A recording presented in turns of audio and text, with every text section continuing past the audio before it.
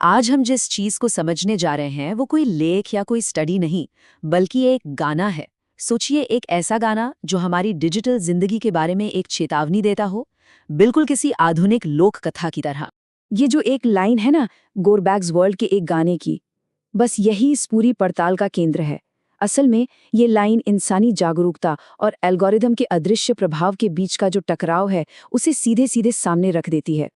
तो शुरुआत होती है उस एहसास से जब कोई ऑनलाइन स्क्रॉल कर रहा होता है। ये एक ऐसी निष्क्रिय, लगभग सम्मोहन वाली अवस्था होती है और गाना इसे कहता है तारों के बीच बहना। ये शब्द उस एहसास को क्या खूब पकड़ते हैं, जब कोई ऑनलाइन तो है लेकिन पूरी तरह से वहां नहीं है। एक तरफ हम कंटेंट देख रहे हैं और दूसरी तरफ हमारा ध्यान ही बिक रहा है एल्गोरिदम के हाथों। और बस यहीं से निकलकर आता है एल्गोरिदम नैपिंग का कॉन्सेप्ट। ये क्या है? ये एक आरामदायक पैसिव स्टेट है, एक ऐसी स्थिति जिसे अनदेखे सिस्टम ने हमारे लिए ही बनाया है, एक डिजिटल सपने की तरह जहां सब कुछ बिल्कुल जाना पहचाना और आसान लगता है। और ये लाइन देखिए, पर्सनलाइजेशन का जो डबल गेम है उसे दिखाती है। एक तरफ तो ये एक आईने की तरह है जो हमारी ही पहचान हमें दिखाता है, लेकिन साथ ही ये एक हाथ भी है जो आराम और जुड़ाव का एक झूठा एहसास देता रहता है। तो सवाल ये है कि हम इस सपने जैसी हालत में पहुंचते कैसे हैं। अब हम उस एहसास से आगे बढ़कर इसके पीछे की मशीनरी को समझते हैं। देखते हैं कि ये गाना एल्गोरिदम के सीखने की प्रक्रिया को कैसे समझाता है। देखिए, गाना इस पूरी प्रक्रिया को 4 बड़े दिलचस्प स्टेप्स में बताता है। पहला, यह जानता है कि किसी को क्या पसंद है। दूसरा, यह ठहराव को देखता है, मतलब स्क्रॉल करते हुए कोई कहाँ रुकता है। तीसरा, यह आदत पर पलता है। और चौथा, जो शायद सबसे डरावना है, यह आश्चर्य को लकीरों में बदल देता है, मतलब कुछ भी नया खोजने की जो संभावना है उसे ही खत्म कर देता है। गाने के कोरस की ये लाइन एक सीधी सीधी चेतावनी है। ये इस बात पर जोर देती है कि सिस्टम हमें हमसे ज्यादा बेहतर और हमसे ज्यादा तेजी से जान रहा है, और बस यहीं पावर का जो बैलेंस है वो बिगड़ जाता है। अच्छा, तो ये जो क्यूरेटेड आराम है, इसके नुकसान क्या है? अब जरा इस सपने के खतरों पर ध्यान देते हैं, जहां सब कुछ बार बार दोहराया जाता है और कुछ भी नया खोजने का मौका ही नहीं मिलता। ये जो कंपैरिजन है, ये इन्फिनिट स्क्रोलिंग का विरोधाभास दिखाता है। देखिए, वादा क्या है? अनंत कंटेंट, नई नई खोजें। पर हकीकत क्या है? गाने के मुताबिक समय बस हाथ से निकलता जाता है और नई खोजों की जगह मिलता है डेजावू में लिपटा हुआ आराम, मतलब वही चीजें बार बार।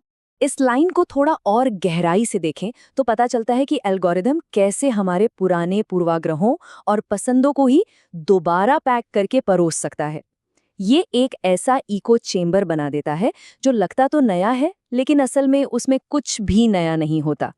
और ठीक यहीं पर गाना एल्गोरिदम के इस क्लासिफिकेशन के खिलाफ अपनी आवाज उठाता है। एक तरह से ये हमें याद दिलाता है कि इंसान सिर्फ एक डेटा पैटर्न नहीं है जिसे कुछ कैटेगरीज में बांध दिया जाए। तो यहाँ से गाने की कहानी में एक बहुत बड़ा मोड़ आता है। अब तक हम समस्या समझ रहे थे, लेकिन अब गाना समाधान की बात करता है, एक ऐसा समाधान जो इंसानी चेतना से जुड़ा है। गाने का जो ब्रिज है वो कुछ बहुत सीधे और सच कहूं तो असहज करने वाले सवाल पूछता है। पहला सवाल, कौन चला रहा है? ये सवाल हमारे कंट्रोल की भावना पर सीधा हमला है। और गाने का जवाब क्या है? पहिया नहीं। ये जवाब इस चौंकाने वाले विचार पर जोर देता है कि शायद कंट्रोल वहां है ही नहीं जहां हमें लगता है कि है। फिर आता है दूसरा बड़ा सवाल, कौन चुन रहा है? इस बार ये सवाल हमारी अपनी पसंद की आज़ादी पर है। और इसका जवाब और भी ज्यादा परेशान करने वाला है कि हमारी भावनाएं भी एक एल्गोरिदम का आउटपुट बन सकती हैं। जो हम महसूस कर रहे हैं, शायद वो भी हमारा अपना चुनाव नहीं है। और यहीं हम गाने के सबसे बड़े तर्क पर पहुंचते हैं।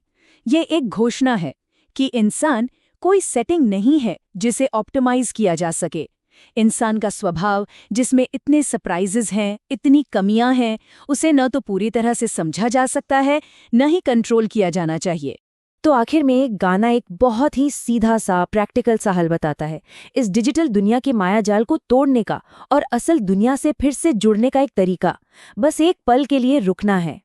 और हम इस एक आखिरी, सोचने पर मजबूर कर देने वाले सवाल के साथ इस चर्चा को समाप्त करते हैं।